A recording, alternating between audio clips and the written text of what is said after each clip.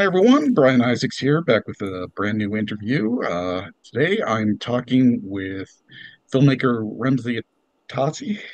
Did I screw that up? That's it. You got Got it. it. And Sal Abbin, God, I was Abbinanti, you thinking got that, it. yeah, Abbinanti.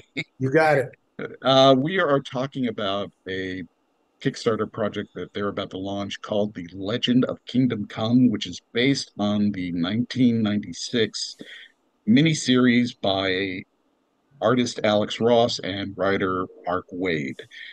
Um, so I guess my first question is, how did this concept come together, and how did you guys like it come together? Now, Sal, I understand your background is you work with Alex a lot, and but Remsy, were you a comic fan?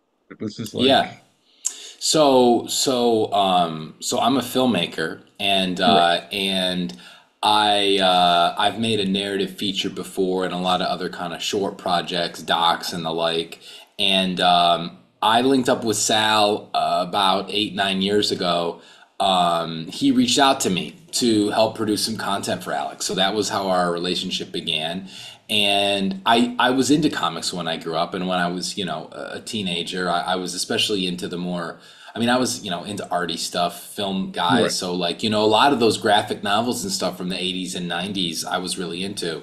Alex's work I wasn't as familiar with because I was kind of not really in, I guess, the more mainstream comics.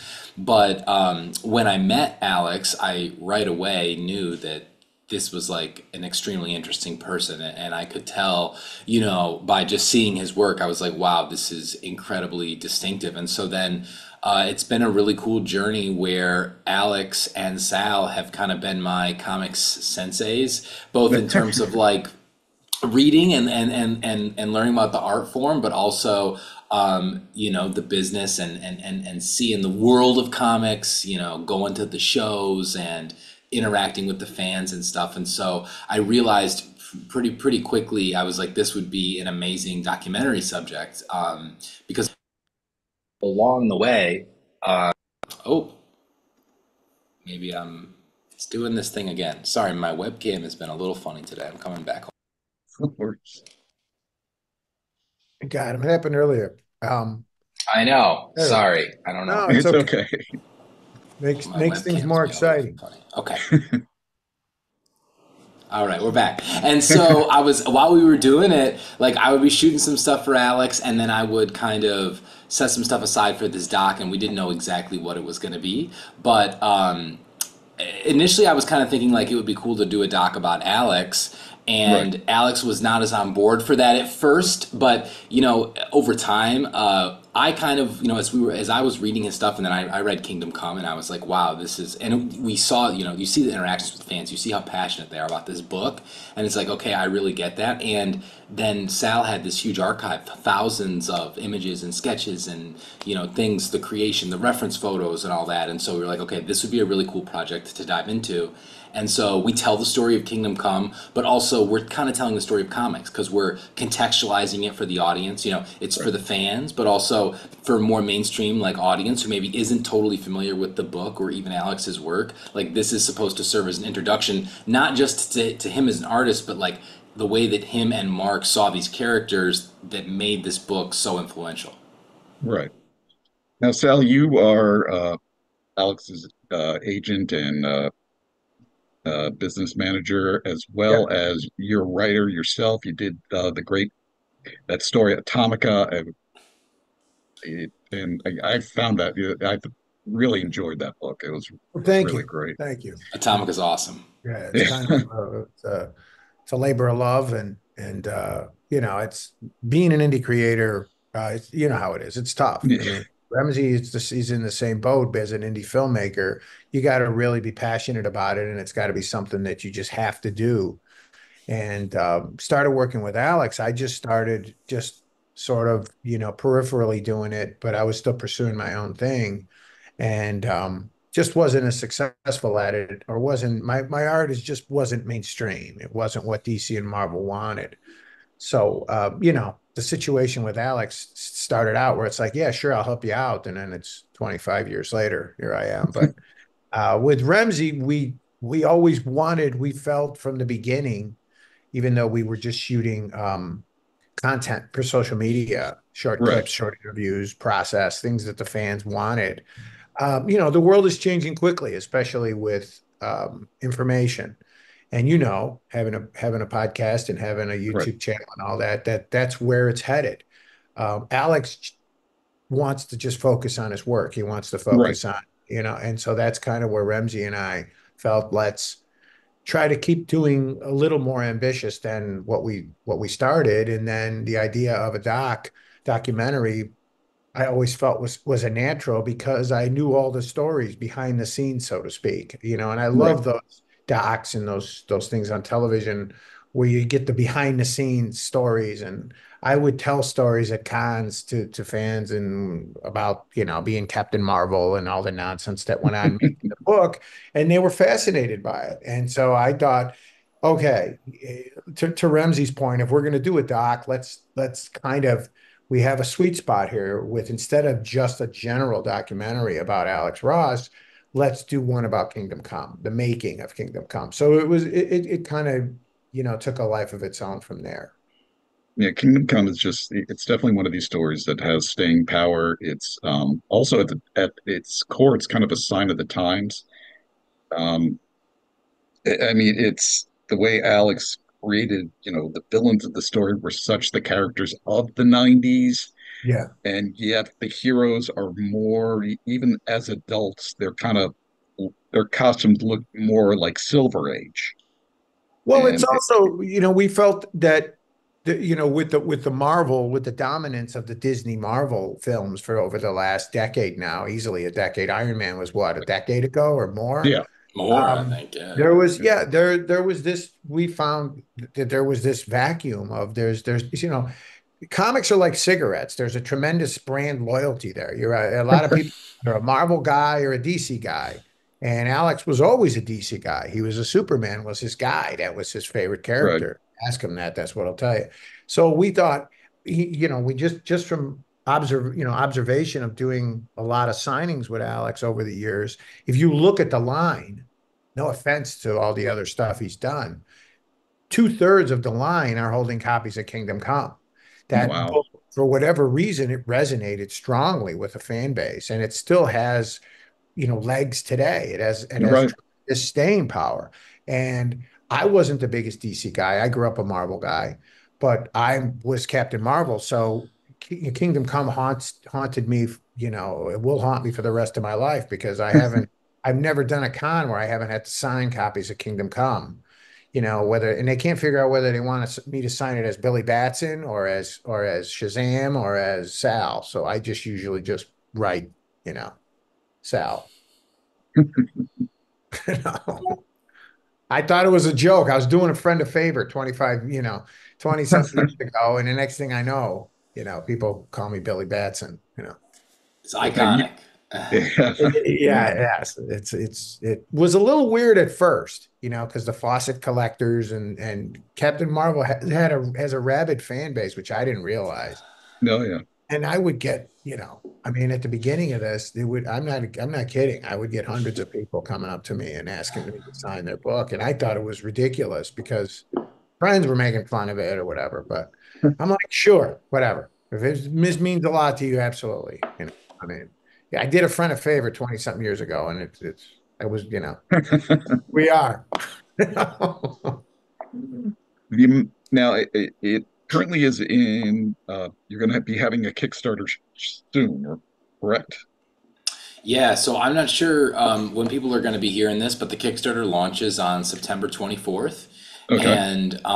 And so we're good doing this on Kickstarter because we want to bring the film directly to the fans. We're Right. both like indie guys, so this is like Important. Sal Yep. said, it really is true. Like we kind of do it our own way. I've done my own indie films like this. Sal's done his books before, and I think we're kind of very simpatico in our mindset, which is, we don't have any studio behind us. We've been doing this ourselves. It's a labor of love, and we're really excited to be able to bring this to the fans because it's for the fans. Like Right. it really is. It's for everybody, but like if you're a fan of this book, you're gonna have never before seen stuff.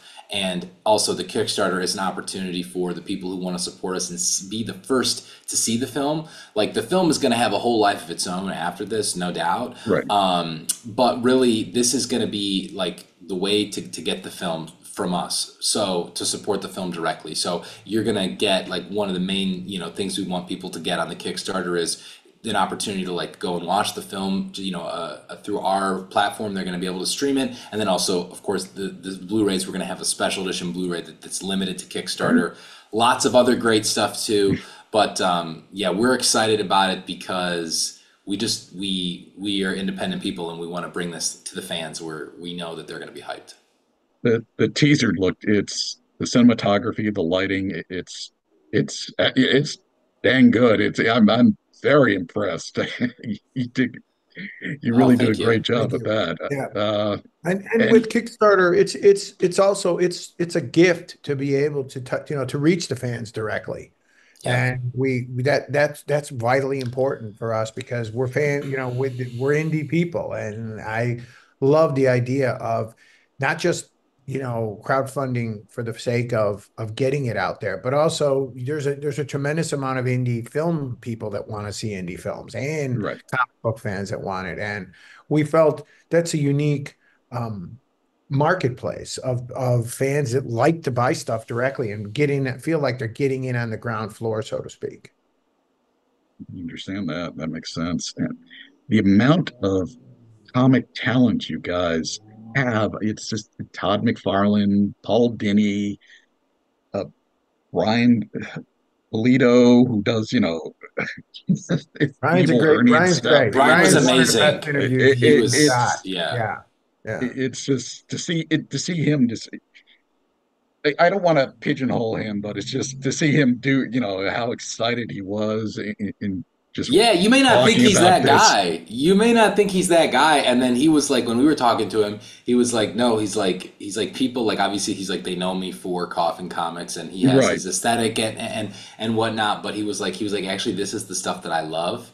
He's like, I'm kind of like, he's like, I got my niche, I got my characters, and he's got his fans. And so, yeah, I mean, and he's a master at being able to honestly, he's someone that we look up to in that way. I mean, what they do is incredible, with their projects and Kickstarters and stuff like that. I mean, it's awesome. So he was an amazing, we didn't even know how great he was going to be.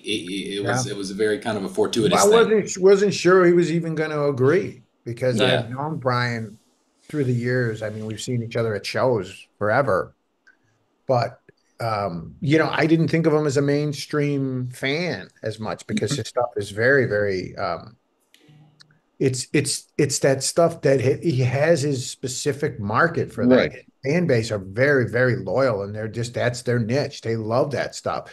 But Yeah. he's like Captain America's his favorite character, which Yeah. shocked me. I didn't expect that Yeah. because okay, I didn't think of him as a Marvel guy because again, there's a certain fan base that has their niche. And I just didn't expect that from Brian. But Brian and Todd was the same way. You don't know what you're going to get with these guys when you turn the camera on. And you hope that just to look at the end of the day, they're enthusiastic is all you're Yeah. hoping They were for. really generous with their And have time and something just to say because some enthusiasm. people are just like, oh, what do you want to talk about or whatever. And it's nice, but you want someone with an opinion. And also we wanted not only them to talk about Alex, but also what they remember about Kingdom Come when they Yep. first saw it, or what was their experience of it, or what they liked about it. Or I mean, we weren't looking for conflict. We weren't looking for anyone that was like, "Oh, I Right. hate it. It was stupid." Great. If you're not into it, we understand that, but that was not the point of the doc. The doc was we wanted to make an interesting film that had a narrative that would appeal to a lot of people, but also it's a love letter to comic fans is what I was after with this. It really does show with the interviews. I can really see that passion, the love that people you interview have for this one storyline. It's just amazing. All these other, pros in the industry just, raving about this one storyline, and it's great. Well, this is our thing. I mean, we don't apologize for it with comics. Maybe when we were younger, before the dominant theme of entertainment now are superhero movies. But we're not surprised by it. This was something we loved all along. We're not guys that jumped on the bandwagon when it got popular. I mean, I've Right. been, reading comics since, third grade. And and so it's one of those things where I tell my wife, I'm like, I don't apologize for reading comics. And And that Alex is like, I mean, you see yeah, Alex's work. I mean, that's a perfect example Yeah. of it because same he's, way. And Mark Waid and everybody in the yeah. doc are huge comic book people. First and foremost, they're fans of comics, and that's what we were after. You can definitely see the passion when they all speak. It's just amazing. It's just how much love they have for this industry, and the characters, and it's just that really blew me away. And it's really nice to see. You hear sometimes you hear too much negative about the industries, but it's really nice to see when people are doing things like this, and I mean, Well, I everyone's can't going to have wait. an opinion. Yeah, Growing up, Westerns were the dominant theme. I mean, my God, when I was a kid, it was just whether it was Dean Martin or whether it was, Jimmy Stewart, or it was Westerns. Everything was a Western. And everyone, they love to romanticize the American West. But well, now we're that generation.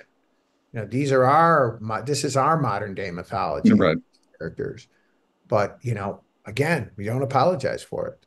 This is our thing. Looking forward to it. About like Remsy, how long do you think when you're finished it'll like Yeah, what so the kind of movie's basically about done actually, and it's about 80 minutes. okay, So the Kickstarter really is our way of bringing the film to the fans. We're like, let's got say it. we're 90% done. So it's gonna the supporters, our backers, they're gonna be helping us really deliver the film directly to them. That's what it's all about right now. The film is like it's pretty much fully baked. So we have been working on this thing for about 5 years, and we got a little Wow. derailed by COVID, Right. but we've been shooting. I mean, we have over 30 interviews that are just in the film, and we've been traveling with Alex around all kinds of places and filming with him in the studio for, I mean, years really. So it's kind of trying to paint a little bit of a bigger portrait, Right. but also it's definitely tells the story of Kingdom Come. Like I said, we're going into detail on stuff, things that people have never seen before. And there's also a lot of great, not we kind of tell a tight story, and there's a lot of awesome stuff that isn't in the film. And so we're excited about like that even a little later down the road, being able to bring some more of this content to the fans. It's just Kingdom Come in general is just amazing. It's still to this day the impact it has on DC Comics is just you They know reference it. I mean, it's a huge yeah reference point for those guys.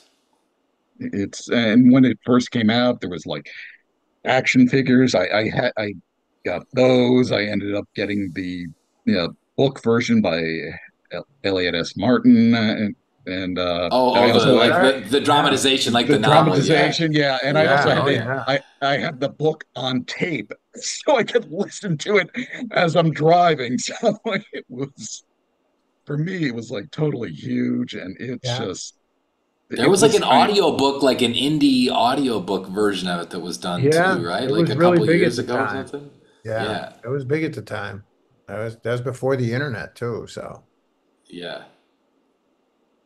yeah people it's not forget there's a lot that's changed since this book came out.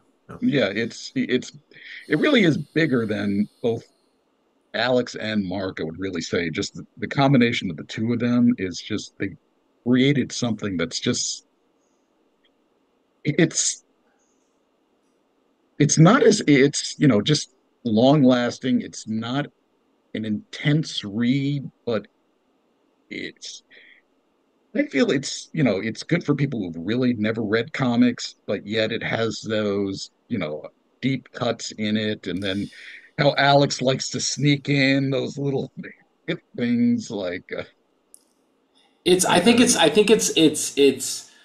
And if you're reading it for the first time, you're kind of seeing the characters, I guess, as the way that maybe they were originally intended. I think with both Hmm. Alex and Mark, that's their perspective. And for better or worse, you can love it or hate it. That's what it is. These guys they are, they are tracing their depictions of these characters all the way back to what they originally were all about. And then, those key touch points through history, through the past 100 years where there was a big, evolution of the character, they're so tapped into all those things. And so I think, like you were saying, it gets a little bit bigger than them, and that's because I think these characters are bigger than any one Yeah. artist.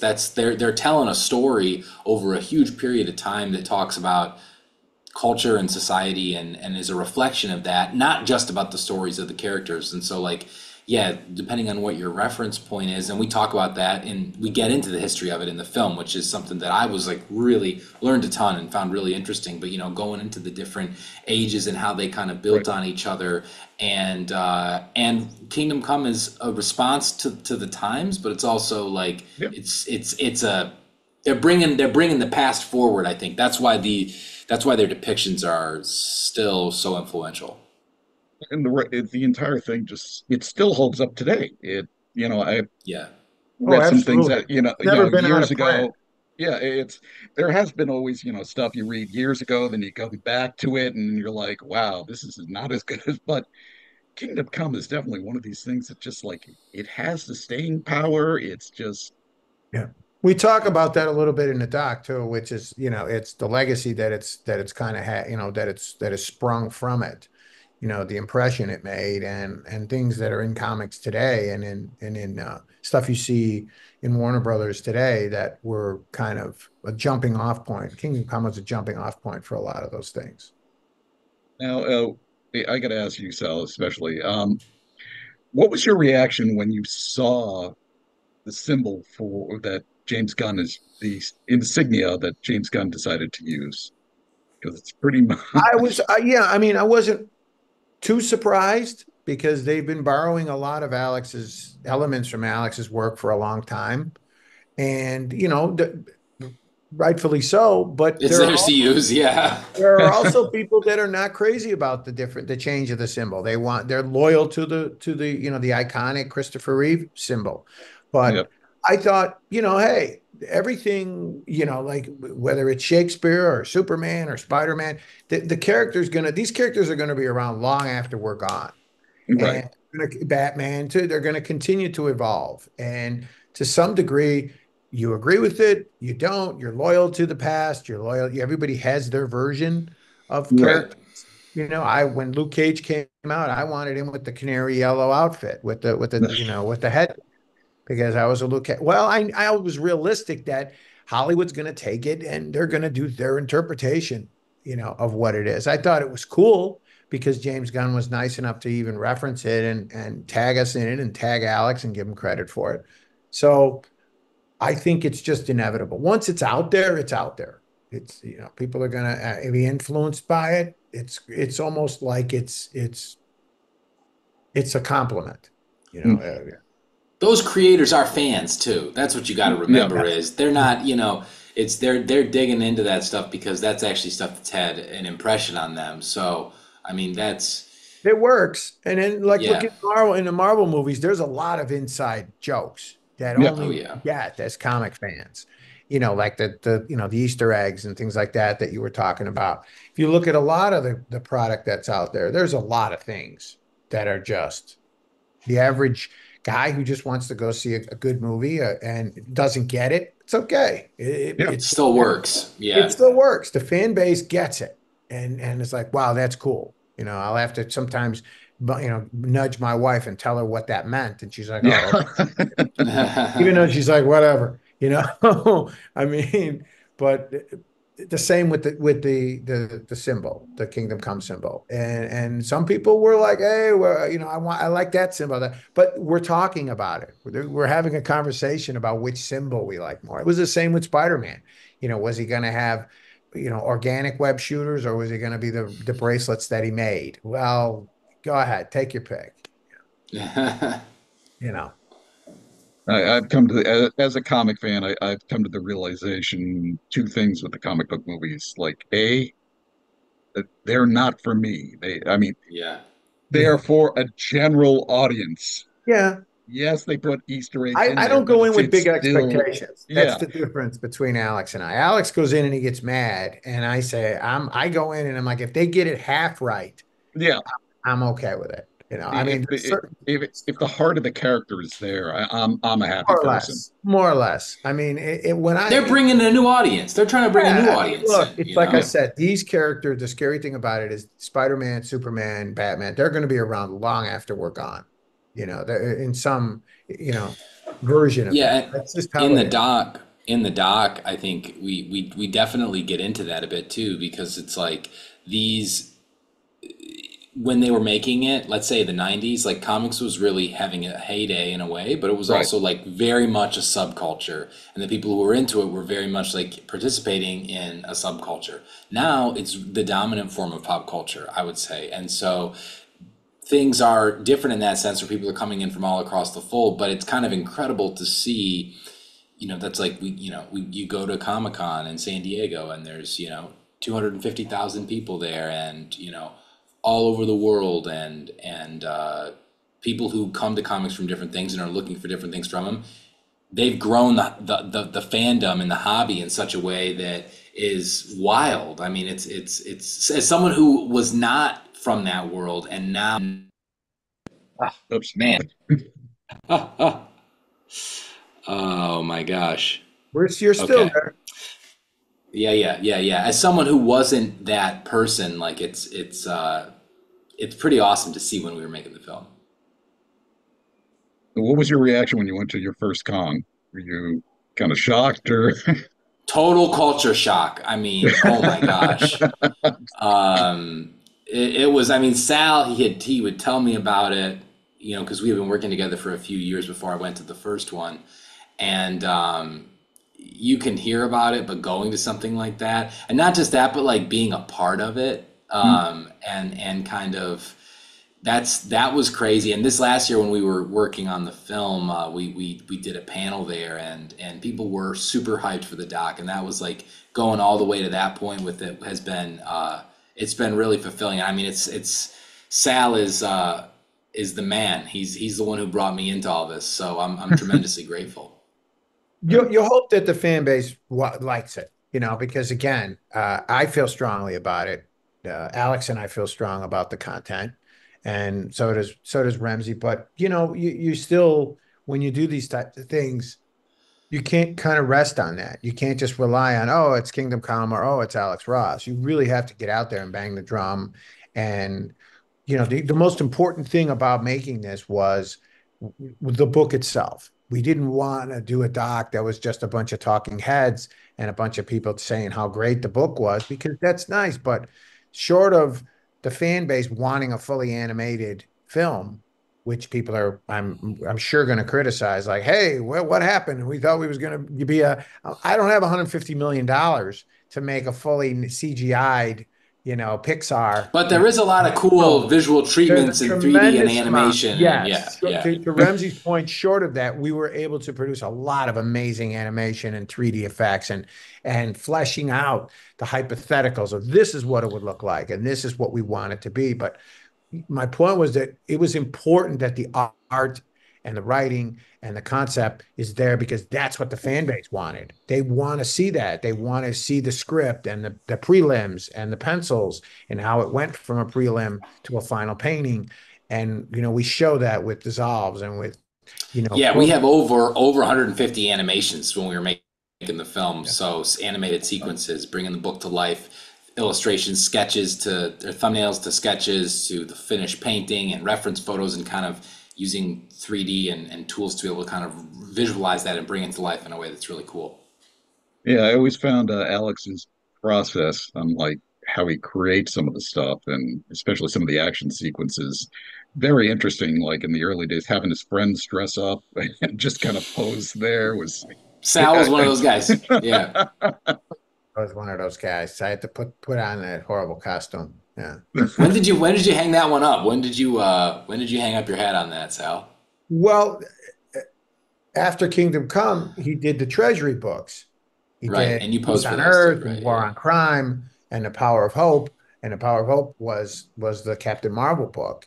And so Right. I had to put I had to put the costume back on for the Power of Hope. But we had at least, it had been years later, so he had had a much better costume made, when we did Power of Hope, because we didn't, he'd hit it big with Marvels, but when we did Kingdom Come, he was still, the struggling artist guy. So Right. he kind of he had a friend of his who made these costumes, literally on their own, grassroots kind of costumes. So the Captain Marvel costume was not that bad, but it wasn't a fully fleshed out costume the way the one I put on for Power of Hope. But yeah, that was the last time I put it on, was Power of Hope. It was that was 50 pounds ago too, so long time. Couple of chins and a Oh long my time ago. God. The costume, but it was, when you see how serious Alex was, when we would do these photo sessions, and he shows you the storyboards and he shows you his concepts and his lighting and where he's coming from, the character motivation, all this. It was taken, you had to take it very seriously. It wasn't grab Right. ass. It wasn't just a bunch of guys fooling, joking around. Alex takes it very, very seriously. This is Yeah. his. So when you're met with that, then you're like, okay, we're not fooling around. I'm just here as a reference model, and it's all business. Yeah. So That's one of the things that's just always amazes me about Alex's art compared to some like other artists. It's just the level of detail, and you see all the folds in the costume yeah, where it's supposed to, yes, it's like a that Norman level. Rockwell. His approach is like Yeah. a Norman Rockwell approach. Yeah, about the folds in the material, the shadows. We touch upon all that in the doc.